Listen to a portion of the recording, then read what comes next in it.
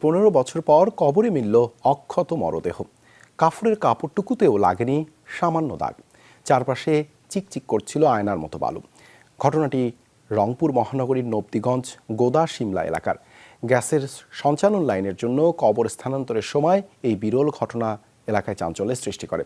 ইসলামী চিন্তাবিদদের মতে এটি অস্বাভাবিক কিছু নয়। দুনিয়ায় যারা ইসলামের বিধিবিধান মেনে চলেন তাদের হেফাজতের দায়িত্ব স্বয়ং আল্লাহ নিয়ে থাকেন। সিলন ফ্যামিলি ব্লেন্ডের কড়ালিকার আর সতেজ স্বাদের পারফেক্ট ব্লেন্ডে স্বপ্নেরা মেলুক টানা। রংপুর মহানগরীর গোদা শিমলা এলাকা।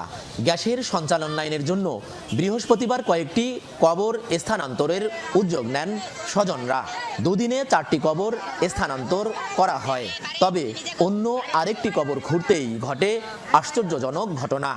দেখা গেল অক্ষত অবস্থায় ধবধবে সাদা কাপড়ে মোড়ানো আছে লাশ। 2010 সালে সেখানে দাফন করা হয়েছিল মরহুম আব্দুস সামাদকে। এ ঘটনায় অবাক স্বজনরা। আমার বাবা যেদিন মারা যায় সেদিন নিজে ওই পুকুরে গোসল করছিল, একলাই, কোনো কেউ গোসল করাইতে হয় নাই ওনাকে। গোসল করিয়ে বসছে চেয়ারে, ওই অবস্থায় ওনার ইন্তেকাল হয়েছে। হাড্ডির মধ্যে যায় যখন হয় তখন মাটি ধরে, কিন্তু আমার আব্বার অক্ষত অবস্থায় কাপড়ও স্পর্শ করে নাই। ততই খুঁড়ি ততই দেখি এত পরিষ্কার, একেবারে নুকুর হাত দেখা যায়, পা দেখা যায়, যেভাবে সবাই রাখছি ওইভাবেই। এ খবর ছড়িয়ে পড়লে সেখানে ভিড় জমান স্থানীয়রা। তারা জানান অত্যন্ত পরহেজগার মানুষ ছিলেন আব্দুস সামাদ।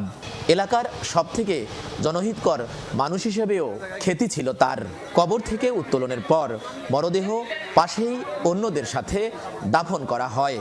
আমরা আল্লাহর কাছে দোয়া করি, আল্লাহ ওনাকে বেহেশতবাসী করুক। খুবই ভালো ছিল আমার শ্বশুর।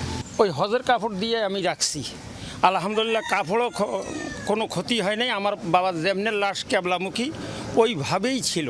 তোলার পরে হাতে নেওয়া হয়েছে, সাবেক হাতের মধ্যে মনে হয় যে পুরো দেহটাই আছে, ওরকমই বোঝা যাইতেছে। শরীরটা চামড়াটা শুকাই গেছে আর কি, কোনো পচন হয় নাই শরীরে। এ ধরনের ঘটনা অস্বাভাবিক নয় বলছেন ইসলামী চিন্তাবিদরা। জানান যারা দুনিয়াতে সবকিছু ভুলে ইসলামের পথে চলেন তাদের সম্পূর্ণ দায়িত্ব স্বয়ং আল্লাহ তাআলার। আল্লাহ তাআলা তার পুরস্কার হিসেবে এটা দিয়েছেন এবং আল্লাহ তাআলা তো ঘোষণাই যে তাকে কিছুই স্পর্শ করবে না এবং কিয়ামত পর্যন্ত তাকে কোনো স্পর্শ করবে না। সে আল্লাহ তাআলা বলছে তাকে তো এই ধরনের মানুষগুলোকে তো আল্লাহ তাআলা তো কবরেও তো রিজেক্ট দিয়ে থাকেন। 123 বছর বয়সে নিজ বাড়িতে ইন্তেকাল করেছিলেন আব্দুস সামাদ। পেশায় কৃষিকাজের সাথে জড়িত ছিলেন। 8 পুত্র ও 4 কন্যা সন্তানের জনক ছিলেন তিনি। এরই মধ্যে 2 পুত্র ও 1 কন্যা মারা গেছেন।